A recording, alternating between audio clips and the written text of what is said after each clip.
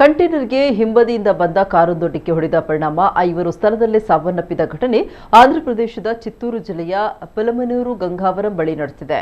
71 ವರ್ಷದ ಮೋಹನ್ ದಾಸ್, 61 ವರ್ಷದ ನಾಗರಾಜ್, 61 ವರ್ಷದ ಕುಸುಮ, 59 ವರ್ಷದ ಜಯಂತಿ, 33 ವರ್ಷದ ಪೂಜಾ ಮೃತಪಟ್ಟವರು. ಮೃತರು ಬೆಂಗಳೂರಿನ ರಾಜಾಜಿನಗರದ ನಿವಾಸಿಗಳು ಅಂತ ಹೇಳಲಾಗಿದೆ. ಅವರೆಲ್ಲ ಬೆಂಗಳೂರಿನಿಂದ ತಿರುಪತಿ ದೇಗುಲಕ್ಕೆ ತೆರಳುತ್ತಾ ಇದ್ರು ಅಂತ ತಿಳಿದು ಬಂದಿದೆ. ಡಿಕ್ಕಿಯ ರಭಸಕ್ಕೆ ಕಾರು ಸಂಪೂರ್ಣವಾಗಿ ನಜ್ಜುಗುಜ್ಜಾಗಿದೆ. ಈ ಕುರಿತು ಪಲಮನೇರು ಪೊಲೀಸ್ ಠಾಣೆಯಲ್ಲಿ ಪ್ರಕರಣ ದಾಖಲಾಗಿದೆ.